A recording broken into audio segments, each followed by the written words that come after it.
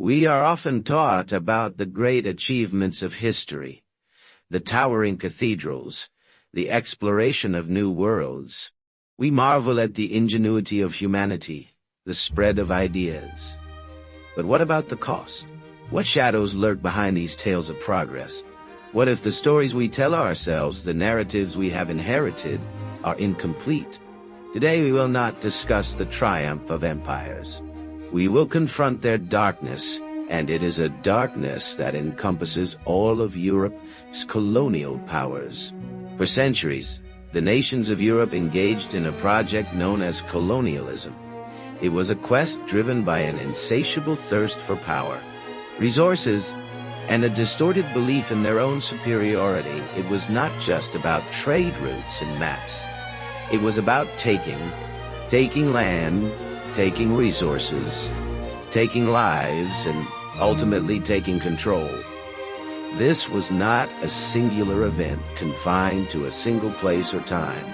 This was a phenomenon that spanned centuries across multiple continents, perpetrated by countless European nations. We are talking about a vast interconnected web of power and domination built on the backs of countless others. But what do we really mean when we talk about domination? What form did this control take? How did the desire for power manifest itself in practice? Let's travel back in time, not to the great battles, but to the quiet atrocities, the less sensational but equally devastating moments. Take, for example, the first Portuguese incursions into Africa. What began as the promise of trade soon turned into a relentless hunt for enslaved people. Coastal villages raided, families torn apart. The transatlantic slave trade would not have been possible without this brutal initial process. This was no random act of cruelty. It was a calculated system of kidnapping and violence, setting the stage for future horrors. Or consider the arrival of the Spanish conquistadors in the Americas, often portrayed as feats of daring exploration. But beneath the shining armor lay another brutal truth. Entire civilizations were decimated, not just by disease, but by outright massacres, forced conversions, and systematic destruction of culture. These were not just isolated incidents. They were the violent pillars upon which these empires built their foundations. As colonial empires grew, violence was not an anomaly. It became normalized, codified. Laws were created to dehumanize and subjugate colonized peoples, stripping them of their rights, their lands, their dignity. We see this repeated over and over again. The British in India with their exploitative tax systems, the Dutch in Indonesia with their ruthless monopolies and suppression of resistance, the Belgians in the Congo where entire populations were turned into forced labor, their lives traded for rubber. Europe's supposed civilizing mission quickly gave way to what it had always been, a brutal exploitation of resources and people. The pattern becomes clear.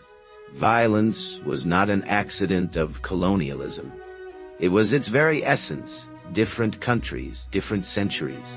But the core principle of oppression remained the same. It was a complex web of policies, ideologies, and brutal acts. And underlying all this was the widespread belief in European racial superiority, a justification for their brutal expansion. The history of colonial brutality is replete with instances of cruelty so staggering that they are hard to comprehend. The Belgian Congo under King Leopold II is a chilling example. The brutal enforcement of rubber quotas led to the mutilation of countless people. Entire villages were decimated in response to unpaid labor. Arms and hands were routinely cut off as punishment, a graphic symbol of the inhumanity of the system. We cannot ignore the concentration camps established in South Africa, the genocide of the Herero and Namakwa by German forces in Namibia was the first genocide of the 20th century. It served as a model for other atrocities to come. These were not isolated instances of violence. These were deliberate campaigns of terror designed to subjugate and control. And let us be clear, these were not just numbers in history books. These were human beings with dreams, with families, with their own intricate societies. The scars of colonial violence run deep, continuing to affect the world in ways we often fail to recognize. Arbitrary borders drawn by colonial powers continued to fuel conflict.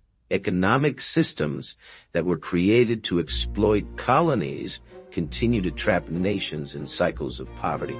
And the psychological trauma inflicted on generations of people persists through cultural displacement and the erasure of history. The legacy of colonialism is not simply a historical curiosity, it is a present reality, a web of global inequalities and systemic injustices that demand our attention.